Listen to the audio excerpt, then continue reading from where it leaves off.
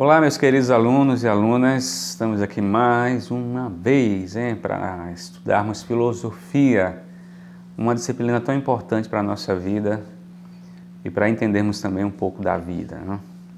Bom, hoje ainda estamos em Aristóteles e vamos estudar sobre as 4 causas dos seres, as 4 causas dos seres, ok?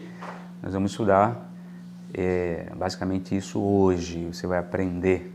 Para começarmos, nós vamos nos deter a princípio na explicação da passagem da potência ao ato, que isso é importante você compreender, para que depois você possa entender essas 4 causas dos seres, né? Para compreender isso de forma mais clara. Bom, como exemplo aqui nós podemos observar, você pode observar agora que quando nós falamos de uma semente que se transforma em árvore, foi falado já na aula passada, e em um anel quando se converte em corrente, nós estamos nos referindo a 2 classes distintas de seres, né? Praticamente seria esse o entendimento no que diz respeito à filosofia de Aristóteles. No primeiro caso, nós temos um ser natural, esse primeiro elemento, um ser natural, a árvore, ok? No qual a mudança ou o movimento, a mudança daquela árvore que vai dar frutos, ocorre por um princípio interno. Esse princípio interno, na filosofia de Aristóteles, chama-se intrínseco, conforme ele explicou, Aristóteles, essa ideia de que é um princípio relacionado à essência do ser, okay? Da natureza, da própria, ou seja, o que é natural dele, na verdade, que faz parte dele, o que é intrínseco a você é o que faz parte a você, o que é intrínseco da árvore é dar frutos, ok? E aí no segundo caso, que é o anel, nós temos um ser artificial, não é um ser natural, e que a transformação ou o movimento se dá por um princípio externo. Se é externo, é extrínseco. Olha só, interno, intrínseco, e externo, extrínseco, que sofre a ação ou movimento, a transformação por uma condição externa, né? Seria esse o entendimento, tá bom? Se ligou aí? Bom, em outras palavras, os seres naturais, pegando aqui o exemplo da árvore, modificam-se basicamente de acordo com sua própria natureza, enquanto os seres artificiais dependem em boa medida de elementos externos, algo que vem influenciar sua mudança e alterar sua mudança, ok? Seria praticamente isso aí, esses elementos externos, e para que isso ocorra, para que haja mudança ou movimento, é necessário que haja essa influência externa no ser ou no objeto. Tá bom? Entendeu aí? Bom, só que há um ponto, portanto, assim, princípios intrínsecos e extrínsecos que vão levar os seres, os objetos, ao movimento. A passagem que nós chamamos e que o Aristóteles fala de a passagem da potência ao ato, ok?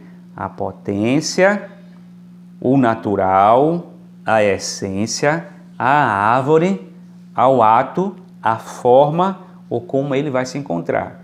No caso, a árvore da sua natureza, dá frutos. Então, nesse processo, nessa passagem, Aristóteles chama de passagem da potência para o ato, a forma como vai se encontrar o elemento no seu ser, como você observa.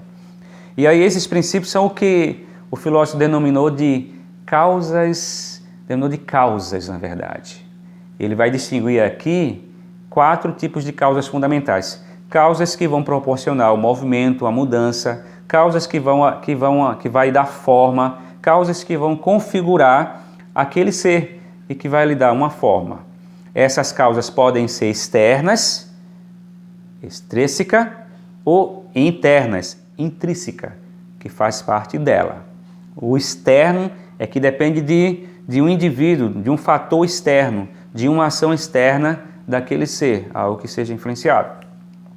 E aí nós temos a primeira causa, que é a causa material, olha só, a causa material, que vai, é óbvio, se referir à matéria de que é feita uma coisa. Como é feita? Nós temos aí o exemplo do mármore, nós temos a matéria de como é confeccionada uma estátua de mármore. Então, o princípio da causa de Aristóteles, analisado aqui, com relação à estátua, é que a causa material daquela estátua foi o mármore. Então, qual foi o material utilizado? O mármore, certo? Aquele material, aquela matéria-prima, aquele minério, né? Aquela pedra, aquela rocha que foi talhada e transformada em uma estátua. Essa é a primeira causa dos seres que Aristóteles fala, que ele observa. Lembra que Aristóteles é filósofo da natureza, que observa o ser na sua natureza. A segunda causa é a causa formal. A causa formal, que vai se referir, que refere-se à forma, ou seja, a natureza específica. A natureza específica, a configuração de uma determinada coisa, ou como ela vai se tornar, ou seja, um ser propriamente dito. Então essa causa formal, ela é uma causa que é de natureza específica e que esse objeto, que esse ser vai se tornar, vai ter uma configuração dele, uma transformação. O exemplo da própria estátua, que está em sua forma, mármore, certo? Ou desculpe, o exemplo da própria estátua que está em sua forma humana, porque a estátua foi feita na forma de um homem, ou seja, a configuração que foi dada àquele mármore, ok? A causa formal foi a estátua ou a figura de um homem e não de um cavalo. Se fosse a configuração ou a causa formal, poderia ser de um cavalo, a levar a ser um cavalo, mas não, certo? Então a configuração que foi feita conforme a estátua de um homem. Então o homem, a configuração que foi dada àquela estátua, aquela rocha, aquele granito, né? Aquele mármore, na verdade, foi a forma de um homem. Poderia ser de um cavalo? Poderia ser, mas a forma foi de um homem. E a configuração foi essa aí. E isso é a causa formal, que se refere à natureza específica, à configuração de determinada coisa. E essa causa formal, ela vai sofrer, por sua vez, uma ação externa. E se ela sofre uma ação externa, está relacionado à questão extrínseca, porque ela foi moldada, certo? Não foi de forma natural, que ela se transformou numa estátua. E aí nós temos a causa eficiente, que vai se referir ao agente, certo? Aquele que produz diretamente a coisa, aquele que transforma a matéria em uma determinada forma, que é o exemplo do escultor que transforma o mármore em uma estátua de um homem. Então nós temos aí a causa eficiente, ok? Que sofreu a ação externa para se colocar na configuração de uma estátua. E nós temos aí a causa eficiente. E por fim, a causa final, que vai se referir ao objeto. Mas esse objeto feito por meio da causa eficiente, essa configuração, né?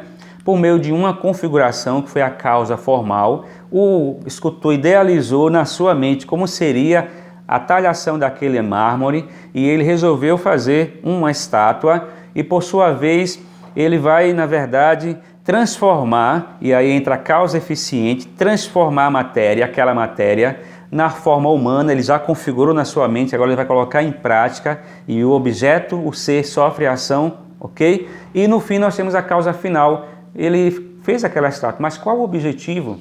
Qual a intenção? Qual a finalidade, certo? Ou a razão de ser daquela determinada coisa ou de uma determinada coisa? Uma pergunta. Então, qual foi a intenção do escultor? Transformar aquele mármore numa imagem. Então, aí nós temos o exemplo da intenção de exaltar a figura do soldado, como nós temos aí essa imagem da estátua de Aquiles, que era, naquele contexto grego, o modelo ideal de um soldado, ok? Um exemplo nas formas, né? Do corpo, da postura, mostrando essa imagem de autoridade, sabe, de poder, e essa seria a imagem configurada, certo, pelo artista grego em mostrar a imagem do soldado que tem o modelo perfeito, que no caso aqui ele usa a estátua de Aquiles, que é um guerreiro grego na verdade. Bom, e aí nós temos os seres artificiais. Vamos voltar aqui esse pensamento, os seres artificiais como uma estátua de nosso exemplo, que é algo que foi feito por meio de uma potência, a transformação da potência ao ato, o mármore, que transformou numa figura que foi configurado no exemplo de um soldado. Todas essas causas, okay, vão intervir sendo as duas últimas intrínsecas a esses seres. As duas causas últimas são intrínsecas na verdade. A causa, na verdade, eficiente e a causa final que nós colocamos como exemplo aqui. E nos seres naturais, nós temos a causa eficiente que não ocorre. Por que não ocorre? Porque não tem a ação do homem, não tem a configuração do homem. Porque o homem não tem como idealizar a forma de uma árvore, entendeu? Embora nós podemos imaginar que essa causa eficiente, nos tempos modernos que vivemos hoje, elas têm sido muito presente na tentativa de forçar o natural. Como, por exemplo, você vai e usa-se da causa eficiente, o artista que vai fazer, artista não, o médico faz cirurgias plásticas e vai usar da causa eficiente para modificar aquilo que já é natural. Ou seja, é natural que você fique idoso, que você fique velho, essas coisas todas, né? Mas isso é um contexto da nossa atualidade, desse mundo que vivemos aí, pós-moderno, ok? Que tem a supervalorização do corpo, em cima desse ideal, né? De ter o corpo perfeito. Eu falei o exemplo da cirurgia plástica, mas temos também as pessoas que usam bomba, como diz um popular, né? Usam um tipo de substância para exageradamente forçar o crescimento dos seus músculos e deformar essa natureza, sendo aí a causa eficiente, que não é normal diante da natureza, porque a natureza precisa seguir o seu rumo, tanto na biodiversidade como também nos seres humanos. E aí, a causa eficiente não ocorre no natural. A árvore não precisa, ela dá fruto, certo? É natural dela dar fruto. Então, a potência é o ato e o ato dessa árvore é dar frutos por natureza. Isso que? Então faz o que? Faz por si mesmo, porque não depende de uma causa externa, ok? Claro aí para vocês, claro como o dia, beleza? Eu espero que vocês tenham entendido essa aula que preparamos para vocês com carinho, beleza? E que vocês leiam o resumo, vocês que estão fazendo o curso, né? Estudando filosofia no curso do primeiro ano de ensino técnico, né? Administração técnico. Mas você que assiste o nosso canal, espero que você também tenha contribuído com você, com o seu crescimento e o seu conhecimento também, beleza? Qualquer coisa você pode fazer seu comentáriozinho aí, se quiser que a gente fale sobre algum tema, a gente também pode fazer isso aí. Um grande abraço para todos e fiquem com Deus.